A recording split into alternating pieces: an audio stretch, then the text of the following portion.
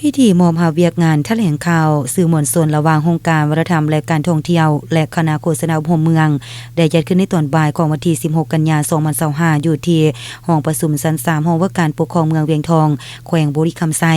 ให้เกียรติเข้าร่วมเป็นประธานโดยท่านอารุณศักดิ์ปฐมวงศ์กรรมการพรรคแขวงเลขาคณะบริหารงานพรรคเมืองมีบรรดาคณะประจำพรรคเมืองกรรมการพรรคเมืองหัวหน้าห้องหัวหน้าตลอดหอดพนักงานทั้ง2ภาคส่วนเข้าร่วม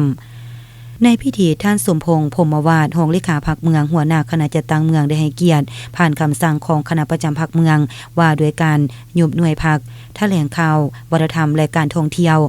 และโฆษณาอุปโภคเมืองผ่านบริงานการมอบโอนบรรดานาเวียงแถลงข่าวสื่อมวลชนให้คณะโฆษณาอุปโภคผ่านข้อตกลงของคณะประจำพรรคเมืองว่าด้วยการมอบโอนบุคลากรจากนั้นก็ได้เซ็นบทบันทึกมอบหาเวียกงานร่วมกันระหว่างท่านไสพรว่าเสียงเวอหัวหน้าห้องการวัฒนธรรมและการท่องเที่ยวเมืองและท่านสมบูรณ์วงศ์พระจันทร์หัวหน้าคณะโฆษณาอุปโภคเมืองโดยทรงหน้าท่านอารุณศักดิ์ปฐมวงศ์เลขาพรรคเมืองและคณะประจำพรรคเมืองพร้อมด้วยพนักงานทั้ง2ฝ่ายเข้าร่วมจากนั้นในพิธีครั้งนี้ยังได้ผ่านมติตกลงว่าด้วยการสร้างตั้ง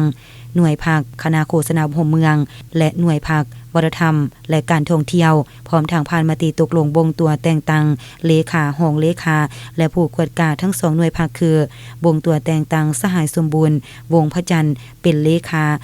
สหายสำนานสัญญเดชเป็นห้องเลขาทางเป็นผู้กวดการหน่วยพรรคคณะโฆษณาอุปโภคเมืองบงตัวแต่งตั้งสหายไสพรว่าเสียงเวอเป็นเลขาสหายนางกองซีอินทวงศ์เป็นห้องเลขาทางเป็นผู้กวดการหน่วยพรรควัฒนธรรมและการท่องเที่ยว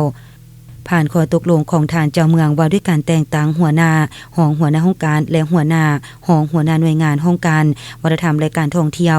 และห้องการโฆษณาอุปโภคเมืองคือแต่งตั้งสหายไสพรว่าเสียงเวอเป็นหัวหน้าห้องการวัฒนธรรมและการท่องเที่ยวสหายนางกองซีอินทวงศ์และสหายนางไสยสิทธิ์พรทศักดิ์เป็นห้องหัวหน้าห้องการวัฒนธรรมและการท่องเที่ยวแต่งตั้งสหายสมบูรณ์วงศ์พระจันทร์เป็นหัวหน้าห้องการสหายสำนานสัญญเดชและสหายแก้วเพชรทรงระวางเป็นหัวหน้าห้องการคณะโฆษณาอุปโภคเมืองตอนท้ายทางประธานได้ให้เกียรติโอลมให้ทิศสีนำตื่มอีก